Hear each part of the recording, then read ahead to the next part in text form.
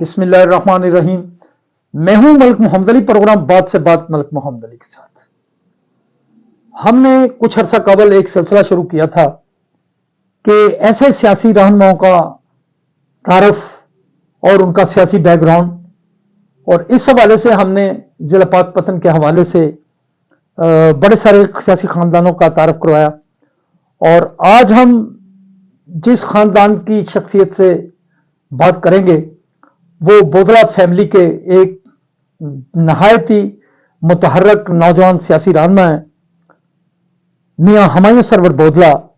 میاں ہمایوں سرور بودلہ کا تعارف ہے کہ ان کے دادا متحدہ ہندوستان کے صوبہ پنجاب کے علاقہ فاضلکا کے رئیس اعظم تھے۔ ان کا ایک بڑا نام تھا، آج بھی ہندوستان میں انہیں یاد کیا جاتا ہے۔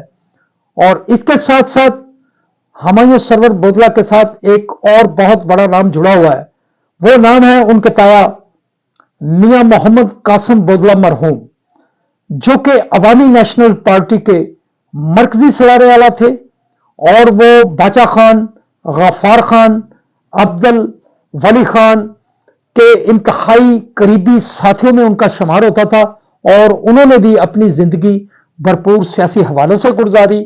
اور میاں ہمایوں سرور بودلہ جو کہ طالب علمی رہنما کے طور پر سامنے آئے، پی ایس ایف کے رہنما کے سامنے آئے، اور پھر اس کے ساتھ ساتھ انہوں نے پاک پتن کی سیاست میں وہ کردار ادا کیا۔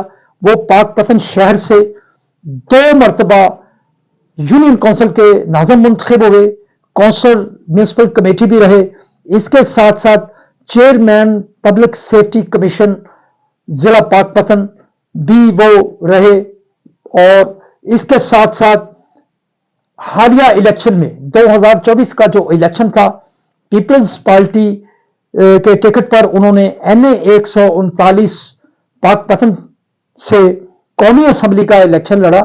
تو ان کا ایک تعارف بڑا ہے، بڑے سیاسی خاندان سے ان کا تعلق ہے۔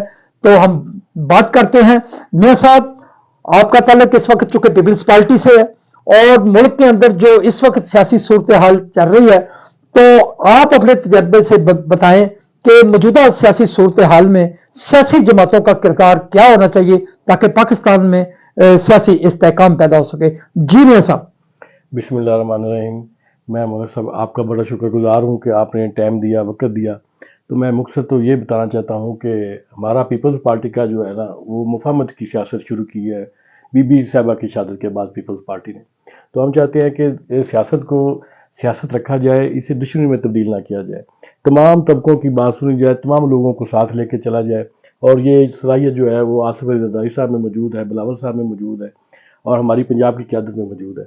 تو اس ضمن میں ہمارا تو پارٹی کو یہی رہتا ہے کہ مفاہمت کے ساتھ اپنی بات پر توجہ دلائیں، عوام کی بہتری کے لیے توجہ دیں۔ پیپلز پارٹی نے حکومت کا حصہ نہیں بنی، لیکن 4 عینی عہدوں پر پیپلز پارٹی ہے، اس کی وجہ سے بھی لوگ ہمیں تنقید کا نشانہ بناتے ہیں۔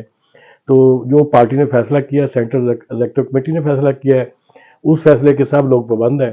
میرے خیال میں یہ عہدے چھوڑ دینے چاہیے تھے، لیکن پارٹی نے قبول کیے ہیں تو ٹھیک ہے۔ ہم کو سمجھتے ہیں کہ یہ بھی اس پارٹی کو لے کے ساتھ چلنا ہے، حکومت کو لے کے ساتھ چلنا ہے، لیکن کسی کی قیمت پہ نہیں، نہ کسانوں کی قیمت پہ، نہ مزدوروں کی قیمت پہ، نہ عوام کی قیمت پہ۔ بجلی کے ریٹس کم ہونے چاہیے، گندم کی جو ہے وہ فصل پک کے آ گئی ہے، اس کو ریٹ دینا چاہیے۔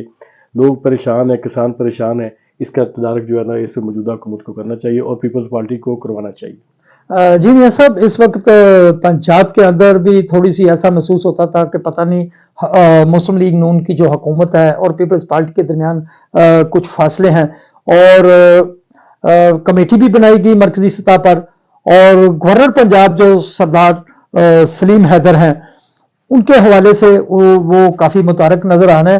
تو کیا سمجھتے ہیں کہ گورنر پنجاب جو اس وقت وہ پیپلز پارٹی کے حوالے سے کارکنان کو یونائٹڈ کرنے کے لیے کوئی اپنا کردار ادا کر رہے ہیں؟ یہ آپ کا بڑا اچھا سوال ہے۔ کوشش وہ کر رہے ہیں، لیکن ان کے پاس عینی عہدہ ہے، وہ انتظامی عہدہ نہیں ہے۔ تو یہ ہمارے اتحادی ہیں، بلکہ ہم ان کے اتحادی نہیں، ہم تو سپورٹ کر رہے ہیں۔ تو عینی عہدے کے لحاظ سے وہ نہ انتظامیہ میں مداخلت کر سکتے ہیں، نہ کوئی نوکری دے سکتے ہیں، لیکن یہ ہے کہ وہ لوگوں کو جو پیپلز پارٹی کارکن ہیں وہ جا کے اپنے مسئلے مسائل کو بتا سکتے ہیں۔ ان کے پاس ایک فورم ہے، وہ حل کرنے کی کوشش کرتے ہیں، سب لوگوں کو ساتھ لے کے چلنے کی کوشش کرتے ہیں، ایک ایک کارکن کو عزت دیتے ہیں۔ تو اور دینی بھی چاہیے. بڑے من سے بیٹھے ہیں, پیپلز پارٹی نے بڑے سوچ سمجھ کر ان کو گورنر بنایا ہے, تو میں تو مطمئن ہوں ان کے کردار پہ, جو ان کے اختیارات ہیں ان پہ بھی. تو اس کے علاوہ میں کچھ نہیں کہہ سکتا. جی میں صاحب ایک اور ایشو جو آج کل بہت چل رہا ہے کہ سندھ کے حوالے سے جو پانی کا مسئلہ ہے, پانی کا مسئلہ تو پورے پاکستان کے اندر ہی موجود ہے, پانی کی بہت کمی ہے. ہندوستان نے پاکستانی جو آنے والے دریا ہیں ان پر بڑے بڑے ڈیمز بنا دیے, پانی کی واقعی شدید قلت ہے. اور اب 6 نہروں کے حوالے سے بھی سندھ کے اندر بھی بڑی ساری دیگر سیاسی قوتیں پیپلز پارٹی سے ہٹ کر سامنے آئی ہوئی ہیں, اور پیپلز پارٹی نے بھی اپنا یہ موقف دیا ہے کہ وہ کسی صورت نہروں کو نہیں بننے دے گی. اس بارے میں آپ کیا سمجھتے ہیں کہ پیپلز پارٹی کی یہ پالیسی درست ہے؟ یہ بھی آپ کا بہت اچھا سوال آپ نے ملک صاحب کیا ہے. یہ بات دراصل یہ ہے کہ پہلے پنجاب میں جو ہے نا وہ 6 ماہ کی پانی دیا جا رہا ہے, جس میں پاک پتن شامل ہے اور ضلع ساہیوال ضلع شامل ہے. 1-2 نہریں ایسی ہیں جو مین چل رہی ہیں, باقی کنال جو ہے نا وہ بندی ہے 6 ماہ کی. تو میں یہ سوچتا ہوں ایز اے کسان, ایز اے کاشتکار, کہ پہلے ان لوگوں کو تو پانی دیں جو اچھی زمینیں ہیں, جن پہ پیداوار بھی اچھی ہے, جن میں لوگ محنت بھی کر کے آ رہے ہیں, ان کے پاس وسائل بھی ہیں, کھانے بھی پکے بنے ہوئے ہیں. تو پہلے ان کو دیں, پانی پورا کریں. جو 6 والی بندش ہے اس کو ختم کریں اور سال بھر یہ پانی دیں. اگر پانی اس کے زیادہ ہو جاتا ہے تو پھر بھی تمام صوبوں کو بیٹھ کے ایک جگہ سوچ کے ایک جگہ پہ لا کے مفاہمت کے ساتھ جو ہے نا جی ان کناروں کو بنایا جانا چاہیے.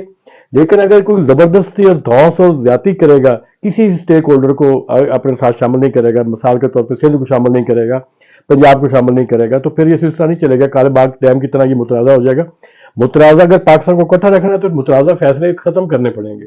سب کو فہم و تفہیم کے ساتھ بٹھانا پڑے گا, ان کی بات سننی پڑے گی, اپنی بات کرنی پڑے گی, مذاکرات کرنے پڑیں گے. اس میں کوئی بات نکلتی ہے تو ٹھیک ہے, لیکن میرے خیال میں ابھی ضرورت نہیں ہے. کوئی اگر ایک صوبہ ناراض ہے تو پھر اس کو راضی کیے بغیر اگر کوئی نہریں نکالے گا یا کسی علاقے کو خوشحال کرے گا, جو پہلے جانور خوشحال علاقے ہیں ان کو بنجر کر کے کوئی کہے گا کہ ہمیں ادھر پانی دینا چاہتے ہیں اپنی مفاد کی خاطر یا اپنے لوگوں کو بلائج کرنے خاطر, ایک طبقے کو بلائج کرنے خاطر, تو یہ نہ پنجاب کے لوگ مانیں گے اور نہ ہی سندھ کے لوگ مانیں گے. جی یہ تھے ہمارے ساتھ پیپلز پارٹی ضلع پاک پتن کے صدر ہمایوں سرور بوزلہ, جو بہت اہم سوالات کے جواب دے رہے تھے. پیارے دوستو, ان کے ساتھ گفتگو کا ہمارا یہ سلسلہ جاری ہے. سلام پاکستان, سلام اوورسیز, اللہ حافظ.